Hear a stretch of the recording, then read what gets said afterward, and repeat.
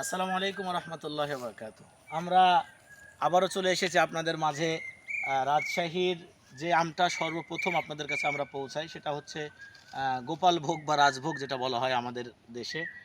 সেটা কিন্তু খুবই সুস্বাদু একটা আম, কারণ আপনারা বিগত বছরগুলোতে আমরা আপনাদের মাঝে দিয়েছি, আমগুলো আপনারা খেয়েছেন।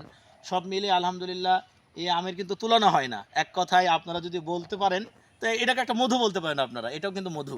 তো সব মিলিয়ে আমরা আপনাদেরকে আম দিয়ে থাকি। আপনারা অনেকে আমাদের কাছে প্রশ্ন করেন যে ভাই আপনাদের আমের প্রাইসটা অন্য জায়গার তুলনায় একটু বেশি, যেমন সাতক্ষীরা, যশোর, ওই সমস্ত আমের তুলনায় আমাদের আমের প্রাইসটা একটু বেশি হয়।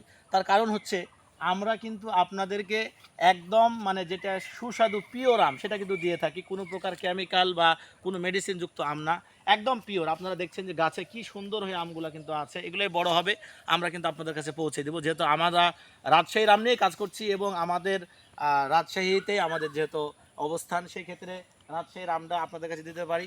যদিও আপনারাকে আমরা ভালো জিনিসটা দিই, একটু যদি প্রাইসে কম বেশি হয় সেটা অবশ্যই হতে পারে, কিন্তু যেহেতু আমরা জিনিসটা আপনাদেরকে পিওর দিচ্ছি সেক্ষেত্রে ইনশাল্লাহ প্রাইসটা নিয়ে খুব একটা সমস্যা হবে না।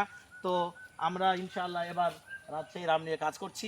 ইনশাল্লাহ সময় হলেই আমরা পৌঁছে দেবো আপনাদের কাছে রাজশাহীর অতুলনীয় পিওর খাঁটি আম। আসসালাম।